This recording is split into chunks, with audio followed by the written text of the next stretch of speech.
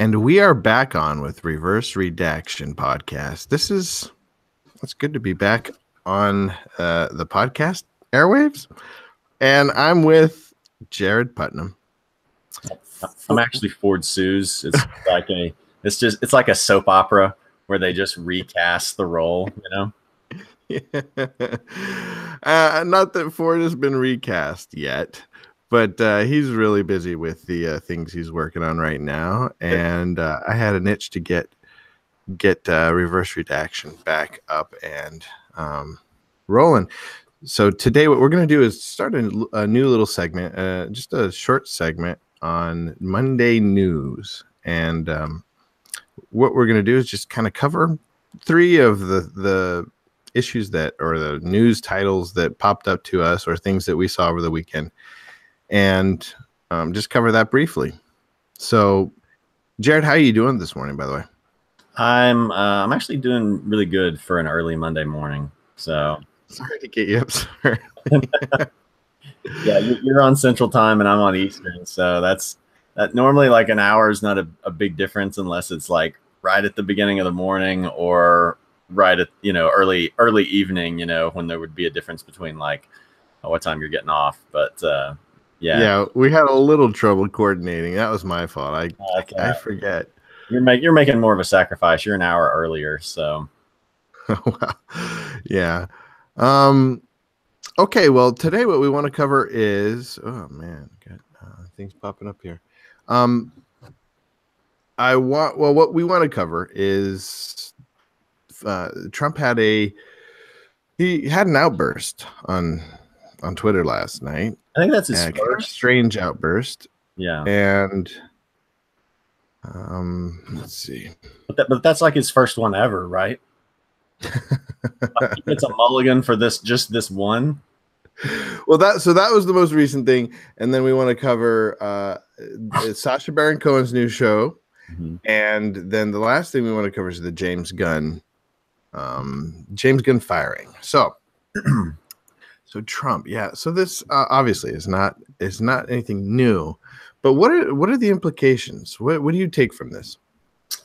I mean, honestly, not much, because we've seen this over and over. I mean, it's kind of, I guess it says a lot when Iran, some spokesman for Iran, and I don't remember the guy's title, was just kind of like, meh, So we're just at a point where the leader of the free world, if he's still considered the leader of the free world, can basically threaten annihilation of another country, and they can just be like, meh.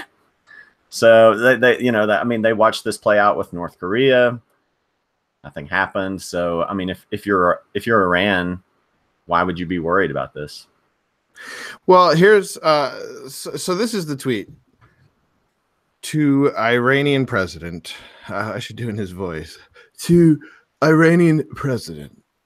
I can't do his voice. President Rouhani, never ever threaten the United States again, or you will suffer consequences, the likes of which few throughout history have ever suffered before.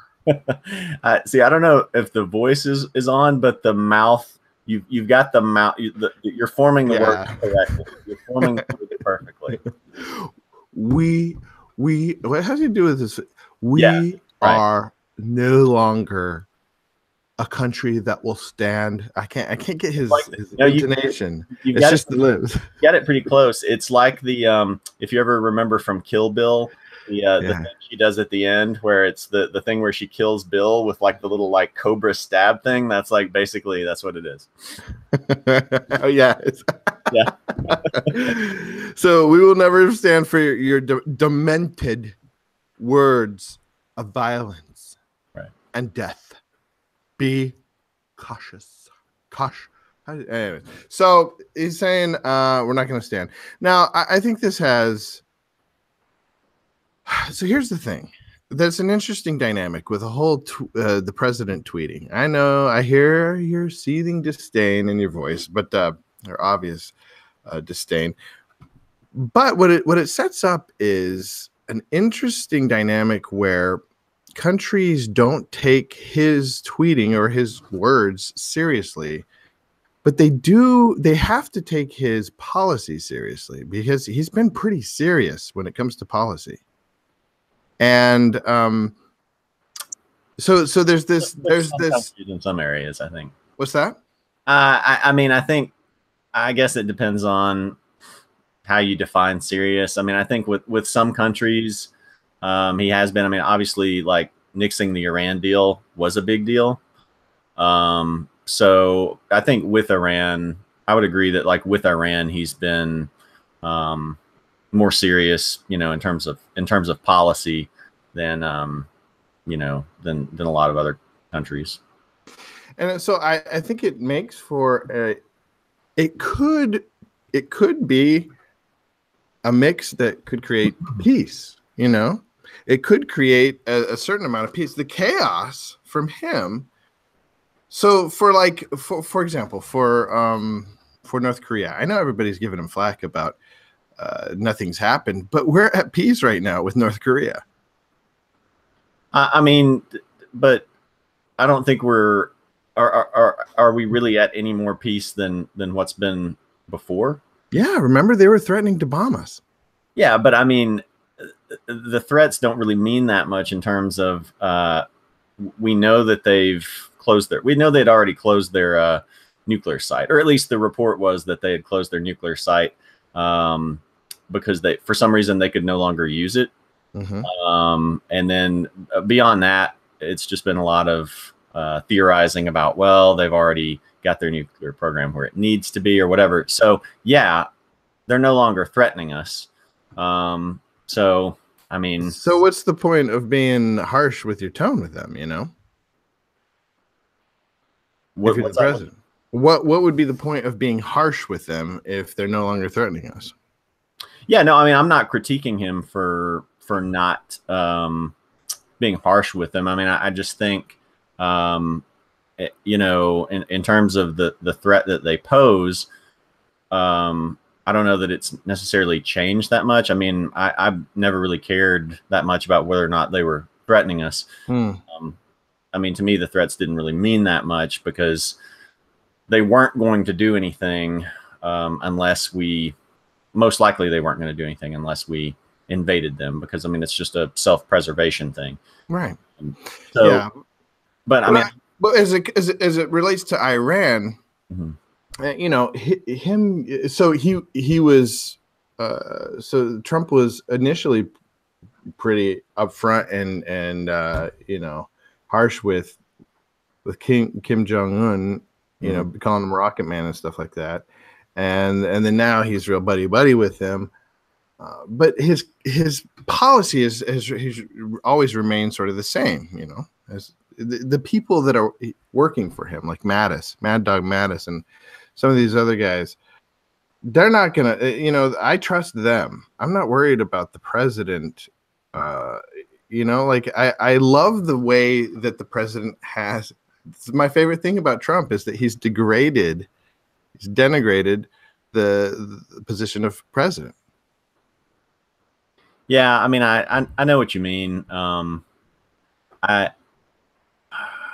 But has he? I mean, for his supporters, he hasn't. I wouldn't say. Okay, but who cares? I mean, I guess it depends on what you're going for there. I mean, yeah, I mean he's denigrated in the sense that I don't know. I mean, he's denigrated the office, but a lot of people aren't really. If someone else comes in, like if you had another, you know, on the left wing side, if another Obama type came in, I think, you know, those people would feel like it's been repaired. Conservatives would feel, you know, just the opposite. So, I mean, to a certain extent, but I mean, it's just going to kind of flow based on, you know, whether or not he's in there or someone else is in there. It's just along partisan lines. Yeah, I can see that. But I mean, I understand what you mean too. I mean, like from an objective point of view, yes, he has. There's certain things you just can't go back. Right. This whole using Twitter as your microphone thing is pretty powerful, and it'd be curious to see what future presidents do. Are they just going to ignore Twitter? You know? Right. Right. Um, yeah, yeah, that's a good question. I don't know. I don't know the answer to that. I don't know. Like when people will ask what I think is going to happen going forward with this, Yeah, like yeah, I have hypothetical. no idea. Like it's like there are no rules anymore. You know, um, See, I love that though. just a dart throw. Yeah, I don't know. I don't know that I don't. It's interesting. It makes things sort of interesting. Yeah. I wouldn't say that I love it. Well, I tend more towards the anarchy side of things, and prefer that chaos reign in our government, Yeah. so that communities can have more freedom. Yeah. Yeah. I mean, it's a lot of chaos in terms of rhetoric. It's a lot of chaos, I think, in terms of his staff trying to keep up with what he's going to say or do. But in terms of the government, I don't know that there's really that much chaos. Um, just because it's the Republicans control the House, the Senate, and the Oval Office. So even for all of Bob Corker or Jeff Flake, or well, I started to say Rand Paul. Rand Paul's not really. Rand Paul has suddenly turned from being a vocal critic to being like a almost a lackey. When now he's like to the point of promoting Trump derangement syndrome. So but I mean, even guys like Bob Corker or Jeff Flake, the never Trumpers. yeah. I mean, they'll tweet something like, "Oh, this is he's crossed the line," blah blah blah blah. But they're gonna vote for his Supreme Court pick. They're gonna support whatever policy or tax cut he's pushed through. So I don't know that there's really that much chaos in terms of, just kind of going back to what you were saying about in terms of policy, kind of his consistency on policy versus his rhetoric. I think it's kind of the same way with the way the government's functioning right now. So to me, it's this. For me, it is this beautiful mixture.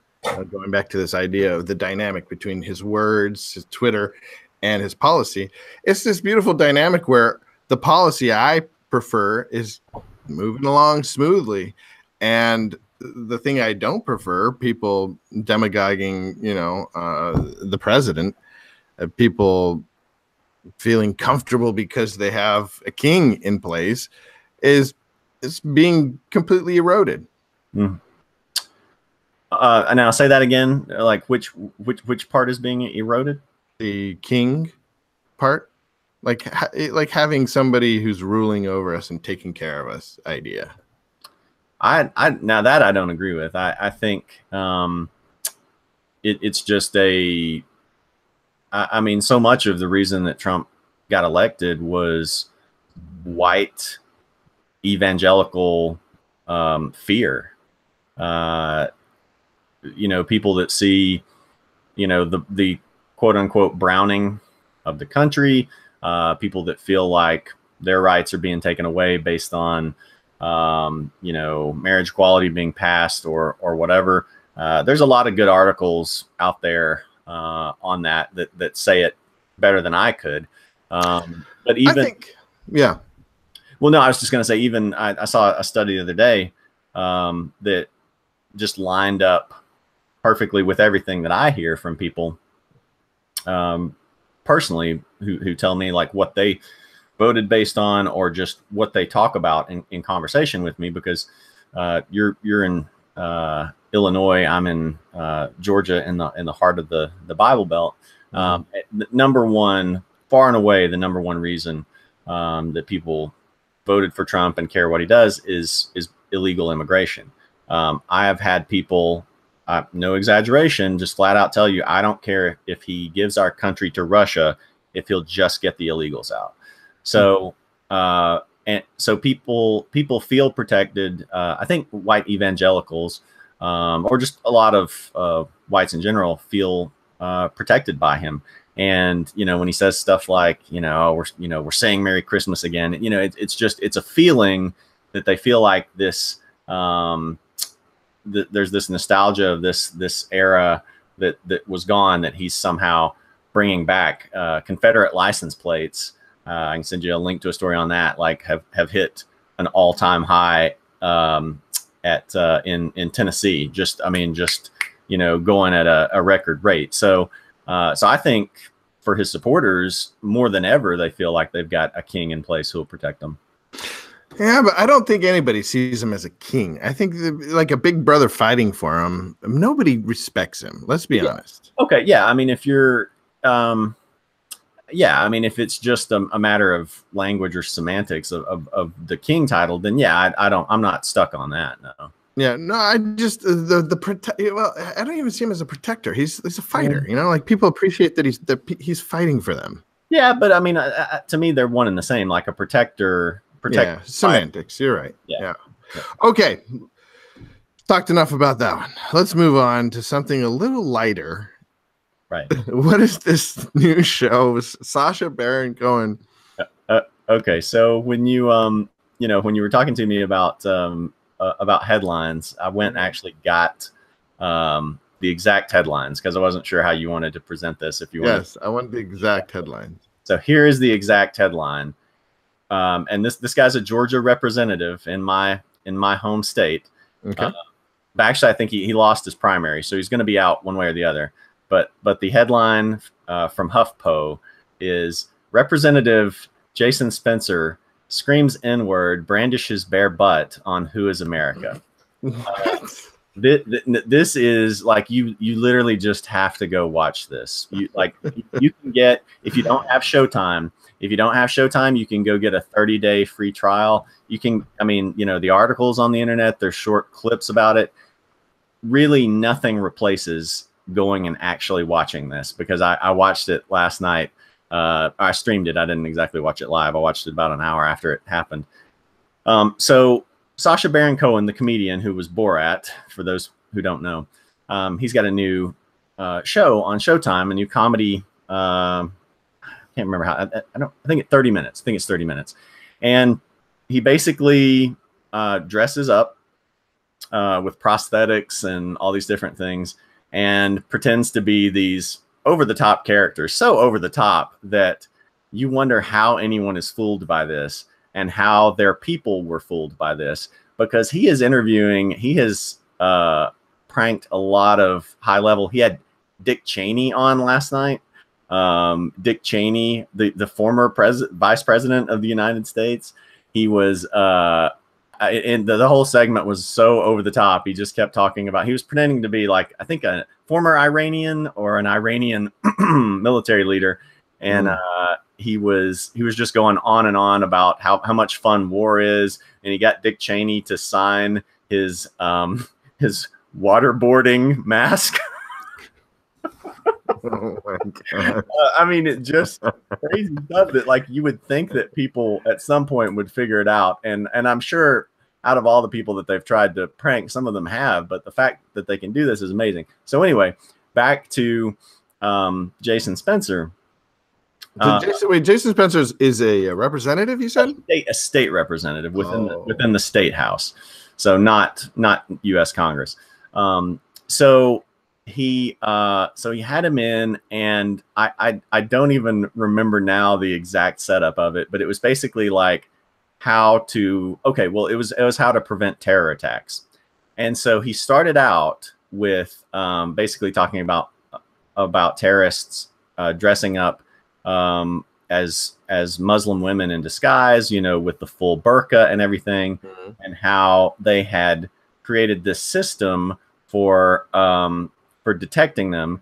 And it was just it was basically like a selfie stick that you put on the ground and put underneath their burqa and so he actually got Jason Spencer to do that. And so then, but not only did he get him to do that, his setup for it was to distract the potential terrorist by pretending to be a Chinese tourist. And so he got Jason Spencer like just spouting Chinese gibberish while he was sticking a selfie stick underneath this man or woman's burqa. I can't remember who they had in it. So then he tells him he tells him, well, what's the most offensive word in your nation? The N word. And basically he just suggests that this would be a good tactic to use if you're trying to distract a terrorist. And so Jason Spencer literally runs around the terrorist screaming the N word over and over and over and over. So at this point, does he know? Now does he know that it's being filmed? That part I'm not sure on. He must not have. It seemed like he did, because it didn't seem like it was. It didn't seem like the camera was hidden. Either that, or if it was some type of hidden camera, the technology has really improved because the quality is great. So it wasn't just like some sort of like little pocket cam or phone. Like, it was like, regular TV quality. And it was steady enough that it didn't seem like, they were just hiding it somehow. So I don't know. But I don't know if he knew it was filmed or not. So so at that point, I had to Google Jason Spencer to make sure that he really was, because they said up front at the beginning of the show, that he was a Georgia state representative. But I'm like, no, surely this is like some bit, like it's just some made up person. No, he's real. So then after all that, where you're thinking this can't possibly get any worse, Sacha Cohen talks him into pulling his pants down and running butt first towards a terrorist, because he tells him that gives him this whole bit about how they think it's unclean and how opposed they are to homosexuality. Wait, you broke up. What was that? He tells him about how about how people in the Muslim faith think that it's, to them it's very unclean, and how opposed they are to homosexuality and all these different things. And so he pulls down his pants, and so he's running with his underwear on, rear end first, shuffling along. Then he actually gets him to pull his underwear down. Oh my God. And he's running bare rear end first towards a fake terrorist with a gun. I'm just, there aren't many things, like I'm so desensitized to things. There's just not much that can shock me anymore. But this shocked me more than anything I have seen in a long time. How I just don't understand. How could this guy be so stupid? Right. That's in front of a camera. Right. I mean, I can understand somebody being stupid. Sure. To the point where you would record, like he must not have known that there was a camera. But even if there wasn't, even if there wasn't, why would you? Why would you? Because it's not like he's with friends or anything. No, this isn't his buddies. Some stranger comes in and says, "Pull down your pants," and he does it. Yeah, and runs. Not just. I mean, again, I can't explain. Nothing I can explain on here does it justice. You literally just have to go. You can get a free Showtime Go account. They do the 1 month free trial, and then you can cancel it. It is worth taking the time to do it, because nothing I say or no article you read will do this justice. Oh my goodness! I don't know if I want to see it. It's no. I think you need to, just from the standpoint of, I texted another one of my friends last night, and I was like, "And this is the type of person that's running our state." This, I mean, running your state, he's voting on inconsequential things. I mean, to a certain extent, but I mean, the Georgia governor's race is, we're going through that right now too. And so just, it's crazy town too. Yeah. So it's hopefully the candidates for that won't pull their pants down and they're in first. But honestly, like if it would get them elected, it would. You think they would, huh? Definitely. Oh, mercy. All right. Well, Go to Showtime's website and get yourself a free account and watch. Actually, watch the first 2 episodes of this because the first episode is good too. It's just not as good as this one. is that the one where he gets Cheney in the first episode? No, Cheney was in last night's episode. The first episode is where he gets several people. This gun rights. the actual bit in the first one is probably funnier than anything in the second one. The main bit, because he gets he gets like some high level congressman and this kind of well known gun rights activist to support this gun training program for kindergartners. Oh yeah, he got our local guy here. Joe Walsh. Yeah, right.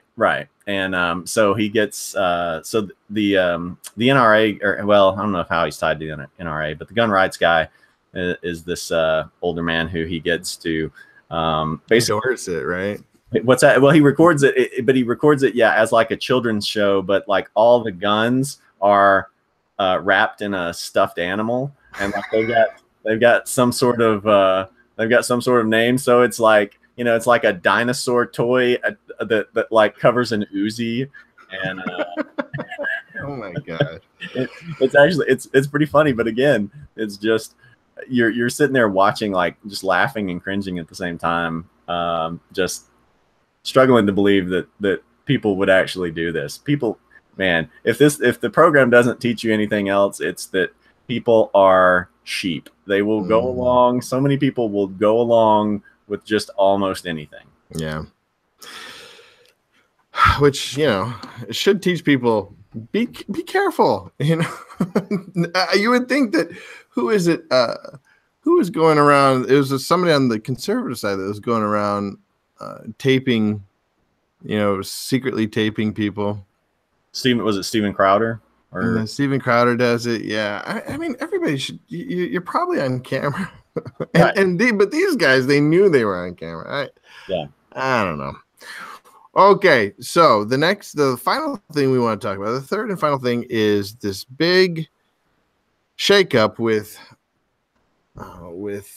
James Gunn being let go from Disney. So he will no longer, at this point, direct. This is the director of Guardians of the Galaxy. He'll no longer direct Guardians of the Galaxy 3 and won't be involved in any of the Marvel universe. Yeah. And this was due. So it started with a Ben Shapiro tweet. Actually, not even Ben Shapiro. It was this other actor who tweeted out that he appreciated Ben Shapiro, and then everybody came out and denigrated Shapiro and sort of chided him for liking Shapiro, reaching out to Shapiro. Yeah, Mark, what was that? Mark Duplass was the actor. Mark Duplass. He was on an HBO show that I can't think of the name of, but it was a solid show. So. Yeah, I don't know this guy, Mark Duplass. Yeah, that's the only place I had seen him from. So. Okay. Yeah, and he was just reaching out, trying to do some bipartisan discussion. And so what happened is James Gunn came out, and I think he basically just called Ben Shapiro an a-hole and said you shouldn't associate with him. And what I think from that, a couple people on the far right, sort of went and dug up some old tweets from James Gunn that said some pretty crazy things. Yeah.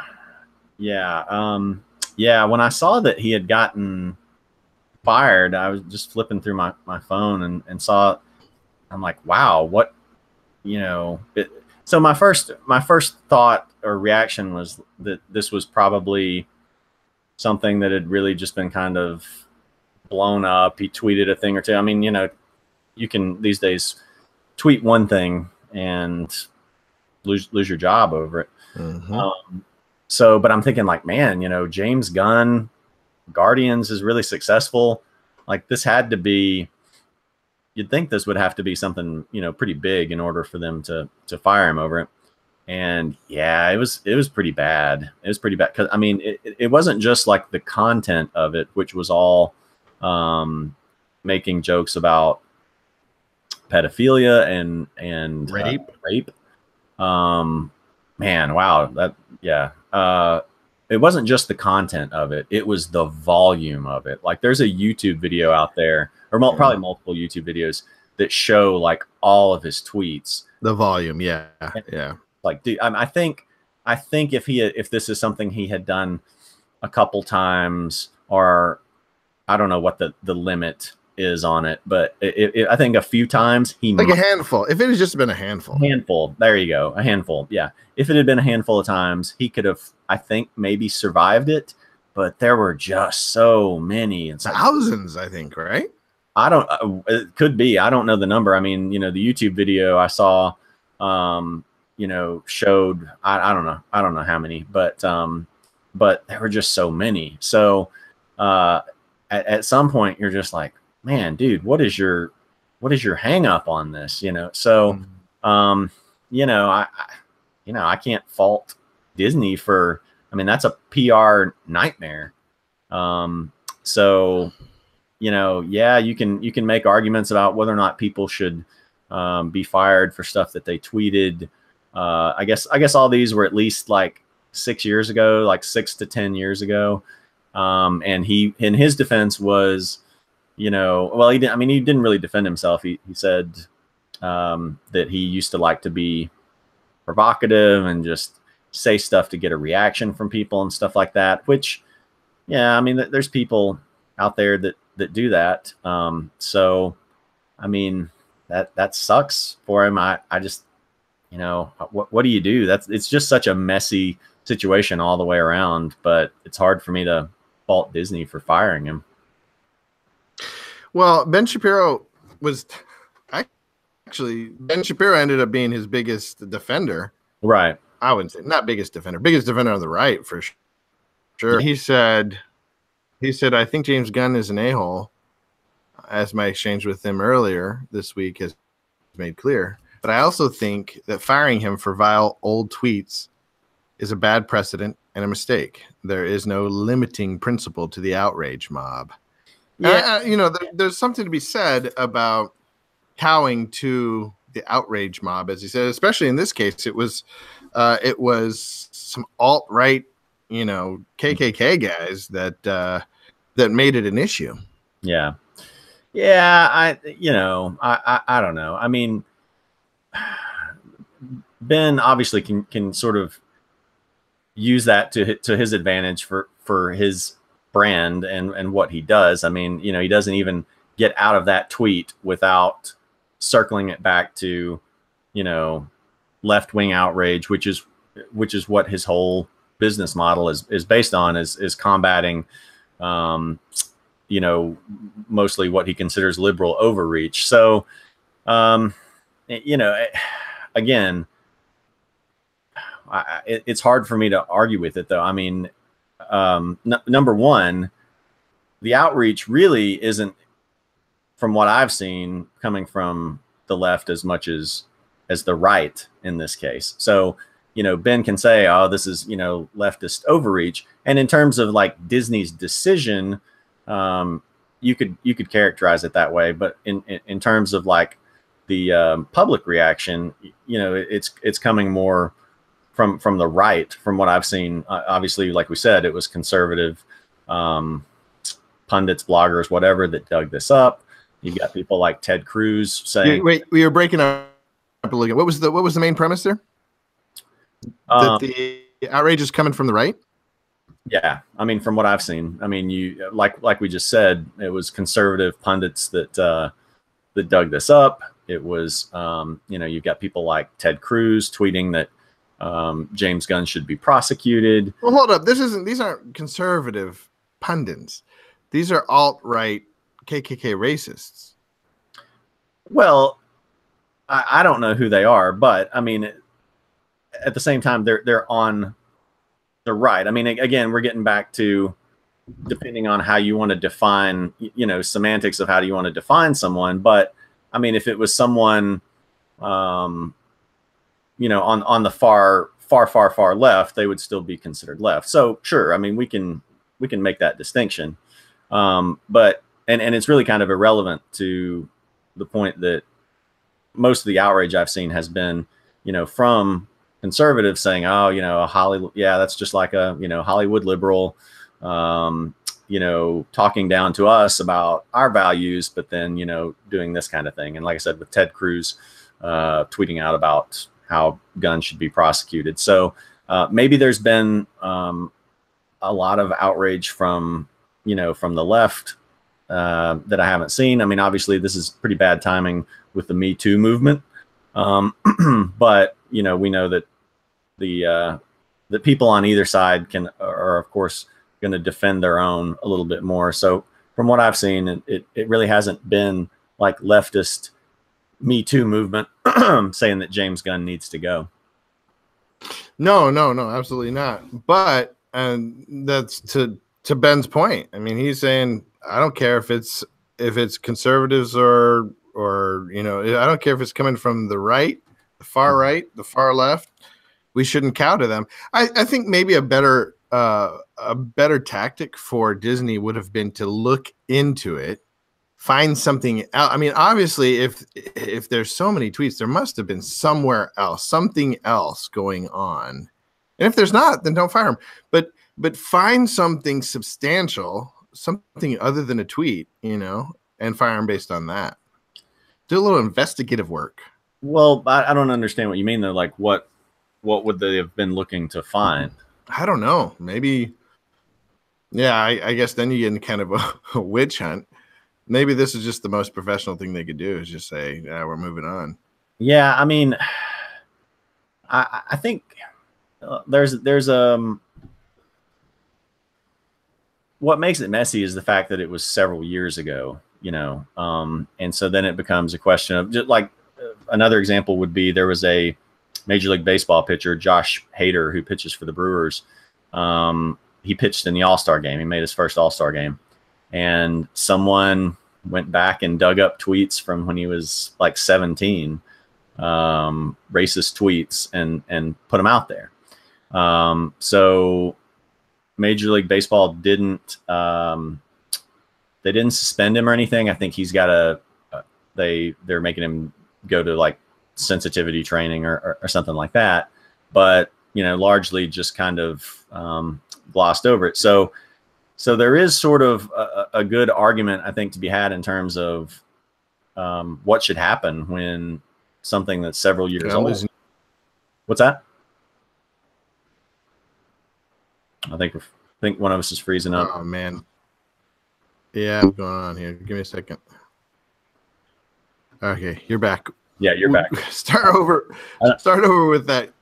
What? Oh wait, time out. Something's going on here. My computer's going nuts. Huh. Okay. Yeah. Sorry.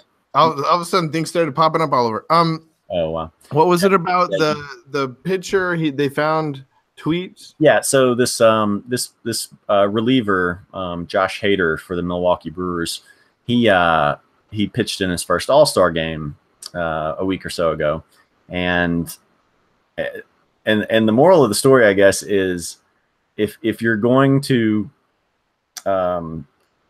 if suddenly you're going to become more famous, if you're gonna, you know, like James Franco at an award ceremony, or I mean, not that James Franco wasn't famous already, but basically, if you're receiving some type of recognition or award, it's only going to create more opportunity and more, gosh, I don't know, just more reason for people to go try to find some dirt on you to wreck all this, you know.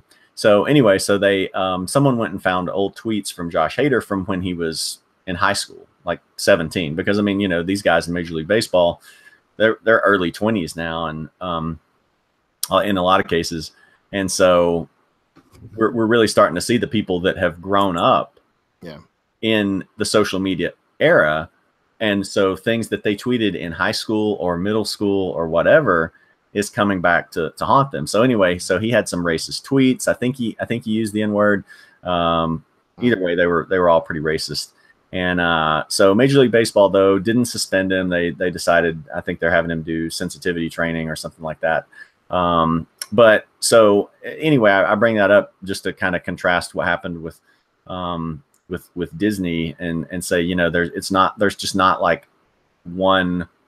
We're just sort of in uncharted territory where no one is really sure what to do, and people are companies are reacting, you know, not based on you know, any sort of set of standards or rules, but just like, you know, how do we have to just guess and gauge what the fallout is going to be from this and protect ourselves accordingly. And in the end, I think you're right. And in the end, I think Gunn is probably going to just go over to DC and direct something over there. That would be a good move for DC. Just like go get him, like find someone who's down on their luck and try to like parlay it into some success. I think it would be a great move. I was trying to think what he could direct, what you know, DC comic franchise. You probably don't want to go with Green Lantern since he's more of a comedian guy. He might have been good for if they hadn't already done it. He might have been good like for Suicide Squad. Yeah, maybe go with him because they are continuing that franchise. You know, there's like a Suicide Squad 2 they're working on. Yeah, right. Well, we'll see how it goes. I don't know what kind of person he is. I don't want to necessarily wish good on him. I don't know. Yeah, Dave Bautista, the former wrestler who plays Drax. Yeah. He was really upset about it. You know, talking about, you know, Gunn was a great guy, and so yeah, I don't know. I think all I know is I think Disney's first call should be to Taika Waititi, the guy who did yes, that would be a great replacement. Yeah, I don't know. And those two, so Thor and Guardians, they sort of have a connection anyway, so that would be, yeah, ever since Infinity War. Now we've really kind of tied Thor and Guardians together, so I think that would be like the ideal. I don't know what Taika Waititi is doing right now, but if he doesn't have something else on the schedule, Disney should just throw a ton of money at him. Yeah. Okay, well, that wraps it up for us. Those are the three things that we wanted to talk about today. And we're going forward. We're going to have a longer form discussion coming up in a couple of weeks. I'll probably put it out. But if you want to watch it live, subscribe to Reverse Redaction. So YouTube, you know, youtube.com/ I don't know, something Reverse Redaction. Just Google Reverse Redaction at YouTube. And you can see them live when we record them, but I'll probably be putting them on podcast form in the next couple of weeks. So speaking of Ben Shapiro, we're going to be, me and Dee are going to be debating Ben Shapiro. Yeah. I'm looking forward to that. Yeah, I guess. I can kind of already see. I already know what your take is going to be. Yeah, we both already know. Yeah. But hopefully I can soften you up a little bit. Or maybe you can harden me up to Ben. No, that doesn't sound right. Anyway, that's not how politics work, Judah. You know this. You just two people spend a long time arguing and they come away just more entrenched in their position than ever. That's how it works today. That could be. Well, that mostly is. All right, man. Well, I hope you have a wonderful day, and I hope all the listeners have a great day. This is Judah McNeil with Jared Putnam signing off. Any final words? That's all I go to Showtime. Go watch Who Is America. If nothing else, just for educational purposes. These are the people that are running your states and country. And whatever you do, please don't pull your pants down in front of a camera. And run